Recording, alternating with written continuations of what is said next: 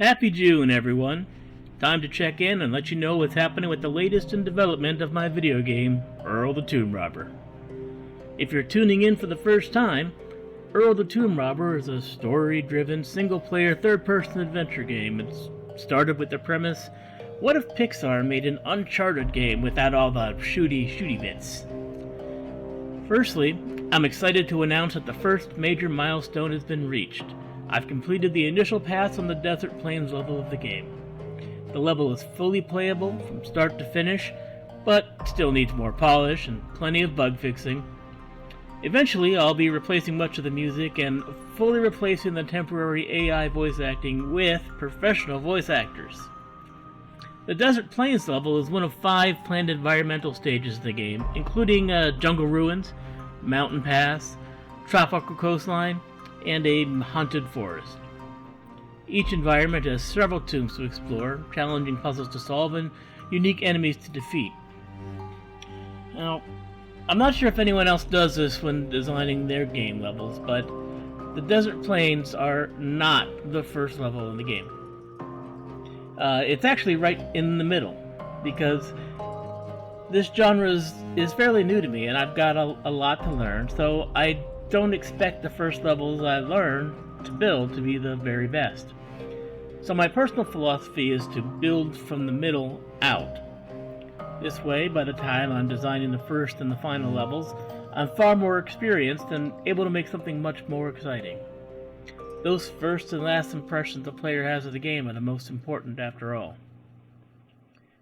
Additionally, I'm still looking for ways to make the combat more satisfying without making it become a major component of the game. At the moment, it's just a bit clunky and simple. The simple part's intentional, but I still want it to be satisfying. So currently there are 2 types of attacks, a basic and a heavy, but the heavy attack doesn't feel responsive or different enough from the basic.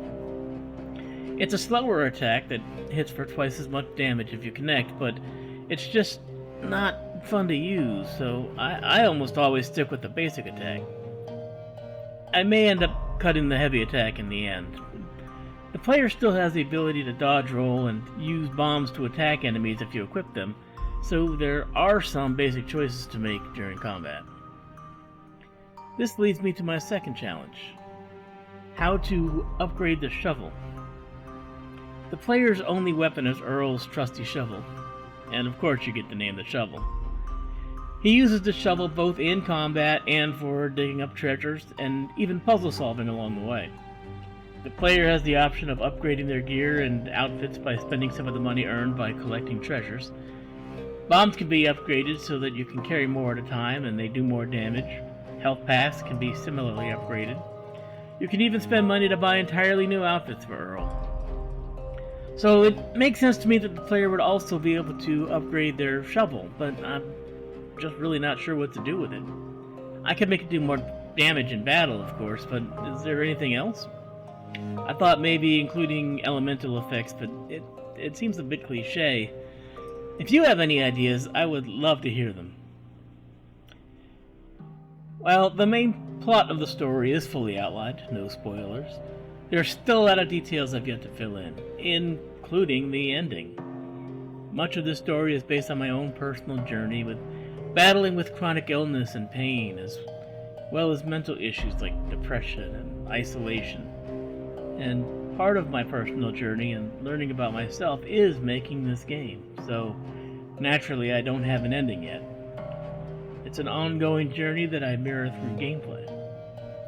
The more I write, the more I think this game might have different endings depending on the choices you make and discovering the type of person that you are.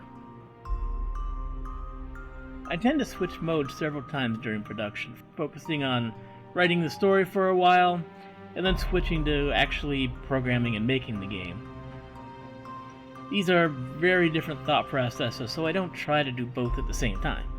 This also has the advantage of keeping me from burning out doing any one thing for too long. And as for me personally, I guess I'm trucking along. The medicine is helping keep me stable both mentally and physically. Doctors are satisfied with my heart recovery. My diabetes is being managed well enough. Kidney disease holding steady, not getting worse. My gout flare-ups, while still regular, are more mild in nature than in the past.